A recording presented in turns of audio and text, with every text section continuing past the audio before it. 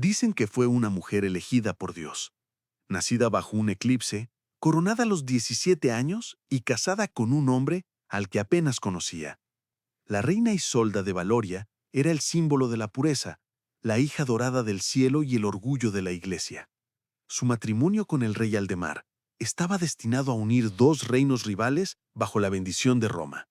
Pero lo que nadie sabía, ni el consejo, ni el pueblo, ni siquiera su esposo, era que dentro de los fríos muros de mármol de la capilla real, su alma ya había sido cautivada, no por una corona, sino por un hombre que llevaba una cruz. Su nombre era el padre Marcellus, un sacerdote conocido por su voz serena, por sermones capaces de hacer llorar incluso a los soldados, y por su lealtad a la iglesia. Cuando la reina llegó, joven y aterrorizada por sus deberes, Marcellus fue asignado como su confesor, el único hombre autorizado a escuchar sus secretos.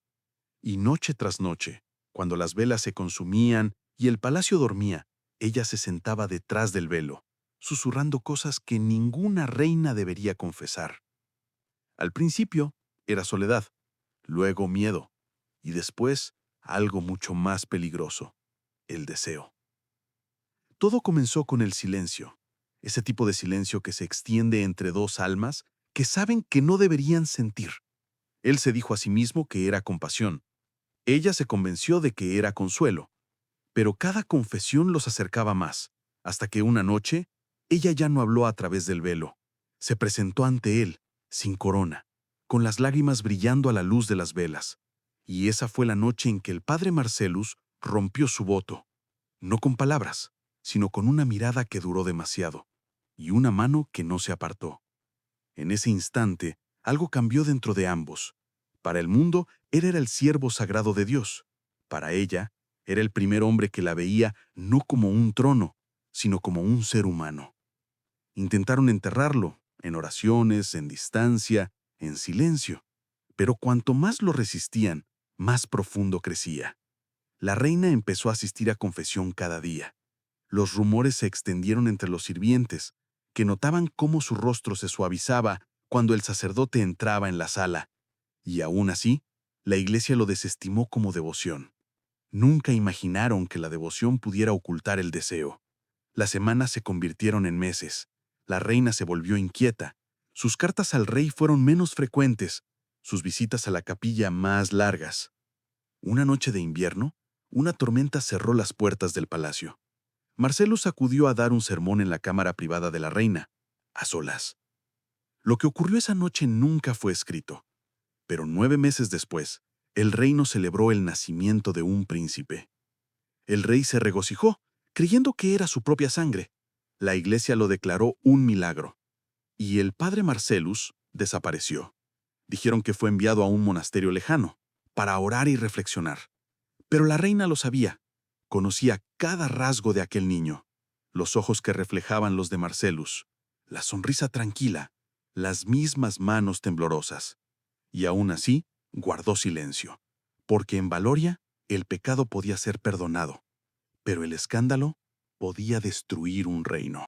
Durante años, la reina llevó su secreto oculto bajo capas de seda y silencio.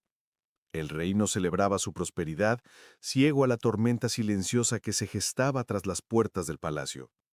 El príncipe Lucien, el hijo nacido de un amor prohibido, creció bajo la sombra de dos padres, uno coronado por los hombres y otro condenado por Dios.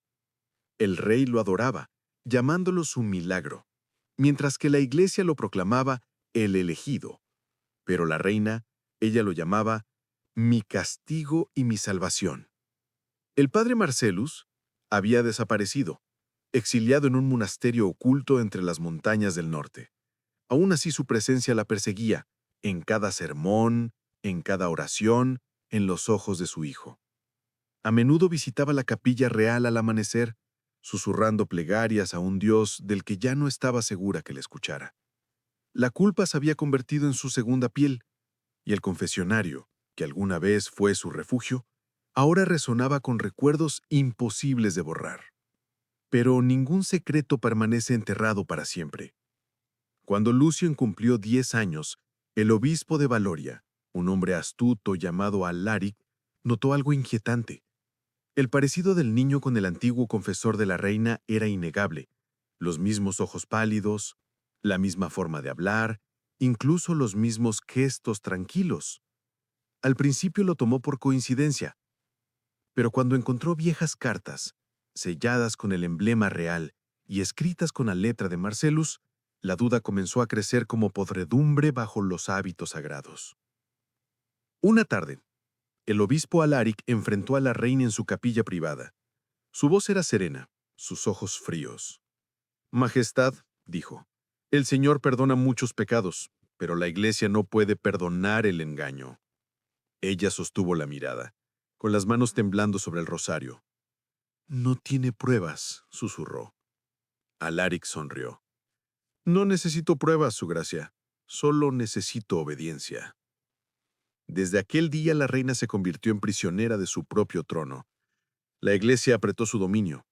Controlaba sus confesiones, sus consejeros, incluso sus movimientos. A cambio de silencio se vio obligada a ceder a sus exigencias.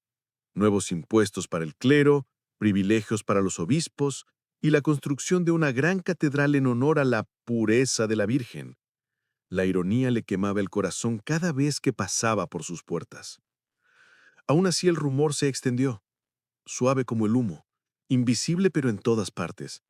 Los sirvientes murmuraban sobre reuniones secretas, sobre un sacerdote que desapareció tras el milagro de la reina, y sobre un niño que no se parecía a su padre. El rey también escuchó los susurros, pero se negó a creerlos. «La Iglesia nunca mentiría», dijo. Y eso era exactamente lo que la Iglesia deseaba. En las sombras, el Santo Consejo redactó cartas, falsificó documentos y destruyó toda huella de la existencia del padre Marcellus. Los registros de su monasterio fueron borrados, su lugar de nacimiento incendiado. Incluso los sacerdotes que alguna vez lo conocieron fueron reasignados o silenciados. Para cuando Lucien cumplió 15 años, no quedaba ni una sola página en los archivos que llevara el nombre de Marcellus. Era como si jamás hubiera existido. Pero la verdad, como la sangre, siempre encuentra el camino hacia la superficie. Una noche, durante un banquete por la mayoría de edad del príncipe, un cortesano ebrio habló de más. Contó la historia de un joven sacerdote exiliado por acercarse demasiado a la divinidad. La reina se quedó inmóvil. El salón enmudeció. El obispo, sentado junto al rey, sonrió levemente y alzó su copa. «Hay cosas que es mejor dejar enterradas, Majestad», murmuró. Esa misma noche la reina mandó llamar a su hijo. Lo encontró en el jardín real, bajo la luz de la luna, practicando con su espada. Cuando lo miró, vio reflejados en su rostro tanto su pecado como su amor. «Lucien», dijo suavemente, «prométeme algo». Él bajó la espada. «Lo que quieras, madre». «Si algún día», susurró ella, «escuchas cosas sobre tu nacimiento, cosas que me avergüencen, prométeme que me perdonarás antes de juzgarme». Lucien frunció el ceño, confundido. «¿Por qué tendría que perdonarte?» Ella sonrió con tristeza. «Porque el amor, hijo mío, puede hacer que incluso los santos cometan actos impuros». La Iglesia creyó haber enterrado la verdad para siempre, pero al intentar borrar al padre Marcellus, creó algo mucho más peligroso: su legado, vivo en la sangre de un príncipe que algún día heredaría la corona. Pasaron los años, y el reino de Valoria cambió, pero los secretos, como las sombras, nunca desaparecen. El príncipe Lucián creció como un hombre de gracia e inteligencia, amado por el pueblo y alabado por el clero. La Iglesia lo llamaba el Príncipe de la Luz, creyendo que su nacimiento había sido bendecido por la voluntad divina. Pero detrás de las sonrisas y las ceremonias, el corazón de la reina estaba pesado. Cada vez que miraba a su hijo, veía el fantasma del padre Marcelos, el hombre que había desaparecido para salvar su corona. Y cada noche rezaba para que la verdad nunca los alcanzara. Pero la verdad no obedece a las oraciones. Todo comenzó con una reliquia. Un invierno, un grupo de monjes llegó desde las montañas del norte trayendo consigo los huesos de un hombre santo, descubierto cerca de un monasterio abandonado. Decían que había sido un sacerdote que murió protegiendo secretos sagrados. Su nombre, afirmaban, se había perdido con el tiempo. Pero cuando las reliquias fueron expuestas en la capilla real, la reina se desmayó. Entre las pertenencias había una cruz de madera grabada con una sola frase en latín: Amor me fecit peccare. El amor me hizo pecar. Reconoció el grabado al instante. Era de Marcellus, la misma cruz que él le había entregado una noche durante la confesión, justo antes de ser llevado lejos. Los rumores volvieron a despertar. Algunos decían que las reliquias estaban malditas, otros que pertenecían a un mártir traicionado por la iglesia. La reina se encerró en sus aposentos, negándose a recibir audiencias durante días. Pero el príncipe Lucián, curioso e inquieto, comenzó a investigar el origen de la reliquia. Preguntó a los monjes, a los archiveros, a los viejos sirvientes que habían acompañado a su madre en su juventud. Y lo que encontró fue una historia que no tenía sentido. Registros alterados, nombres borrados, un monasterio que no figuraba en ningún mapa. Una noche, entró en la biblioteca real, una sección prohibida, donde solo la reina y su confesor tenían acceso. Allí, oculto bajo capas de polvo y escrituras sagradas, encontró una carta. La tinta estaba desvanecida, pero las palabras retumbaban como trueno. Perdóname, Isolda. El peso de nuestro pecado se hace más grande cada día. Si Dios me condena, que así sea. Pero debes saber esto. Nunca me he arrepentido de amarte. M. Lucián quedó inmóvil. La caligrafía era cuidadosa, precisa, el mismo estilo que había visto en la etiqueta de la reliquia. Su pulso se aceleró mientras un pensamiento terrible se abría paso en su mente. ¿Era aquel hombre su verdadero padre? A la mañana siguiente, enfrentó a su madre. La reina estaba de pie junto a la ventana, pálida como la nieve del exterior. Cuando vio la carta en sus manos, se le escapó el aliento. Durante años se había preparado para ese momento, y sin embargo, cuando llegó, las palabras la abandonaron. Lucián, susurró, nunca debiste saberlo. Entonces dime, dijo él, con la voz temblorosa, dime quién soy. Las lágrimas rodaron por sus mejillas. Eres mi hijo, respondió, y eso debería ser lo único que importe. Pero sí importa, gritó él. Me llaman el milagro de Dios, pero ¿y si soy el pecado que enterraron? El silencio que siguió fue más pesado que cualquier confesión. Finalmente ella ascendió. Sí, dijo con voz quebrada. Él fue tu padre, un hombre que rompió sus votos porque me amaba, y yo rompí mi corona porque lo amé a él. Lucián retrocedió, el mundo girando a su alrededor. ¿Y la iglesia? ¿Ellos lo sabían? No solo lo sabían, respondió amargamente.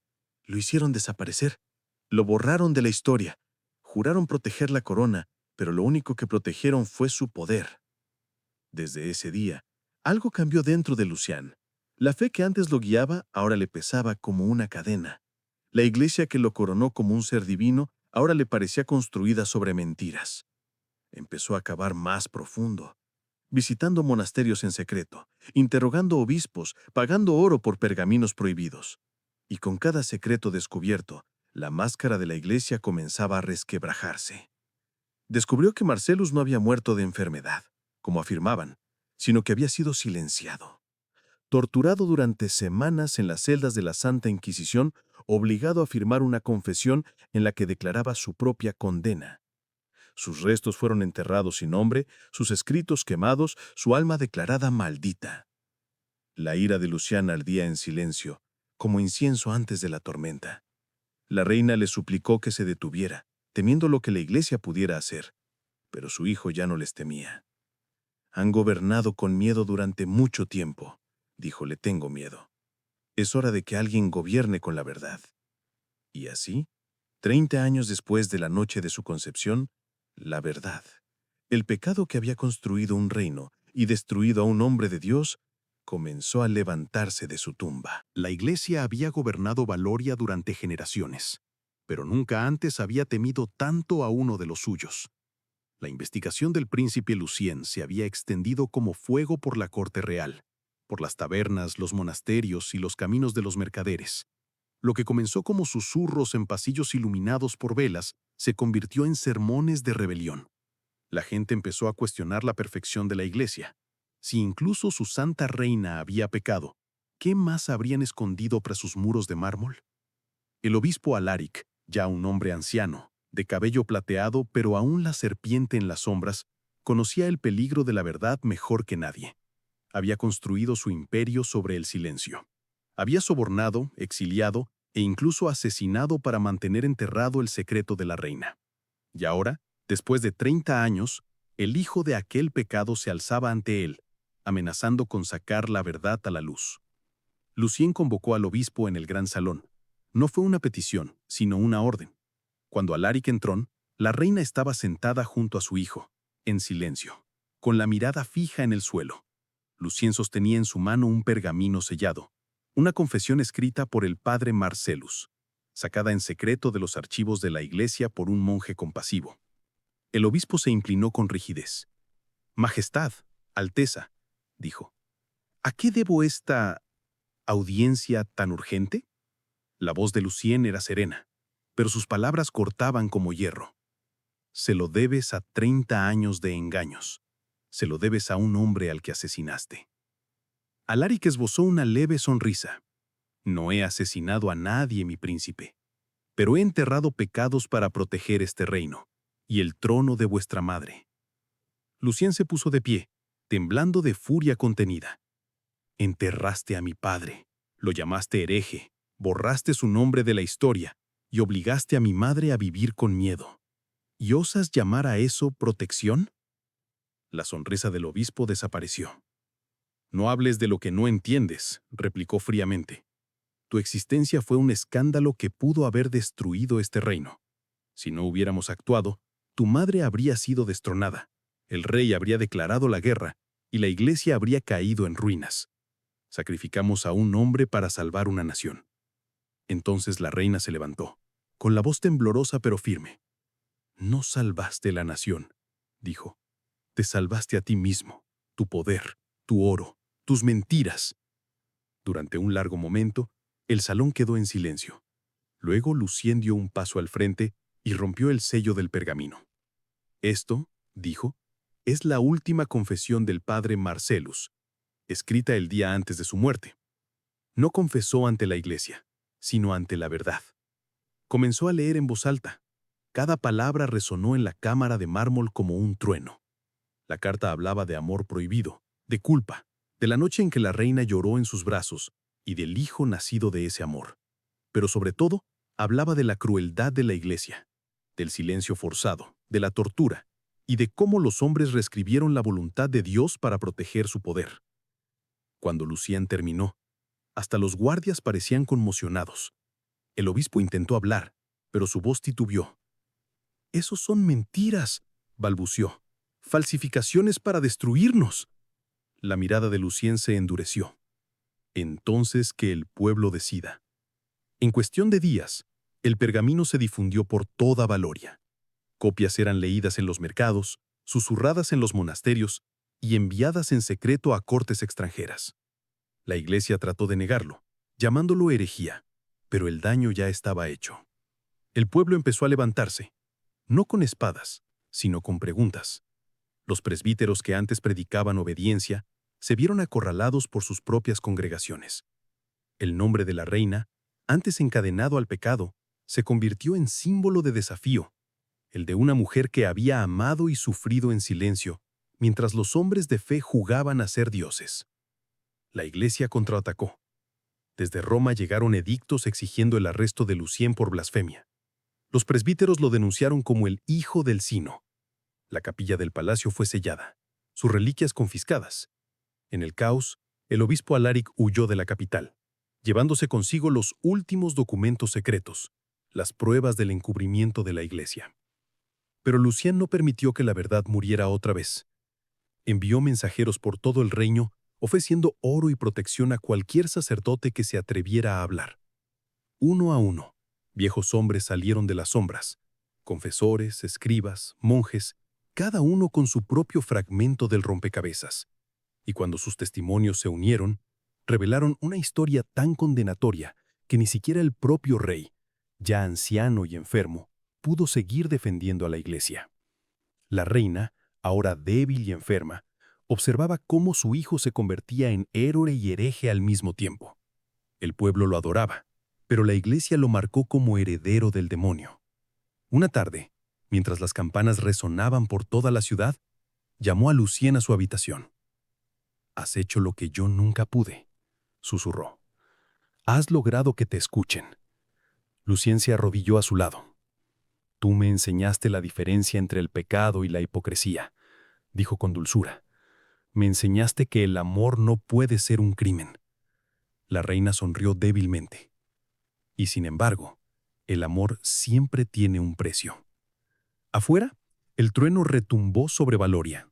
La tormenta había comenzado, y esta vez ni siquiera la iglesia podría silenciarla. La tormenta que sacudió a Valoria no terminó en una sola noche. Rugió durante meses, arrasando catedrales, casas nobles y los corazones de los creyentes que ya no sabían en quién confiar. La iglesia, antes el pilar inquebrantable de la fe, tembló bajo el peso de sus propios secretos.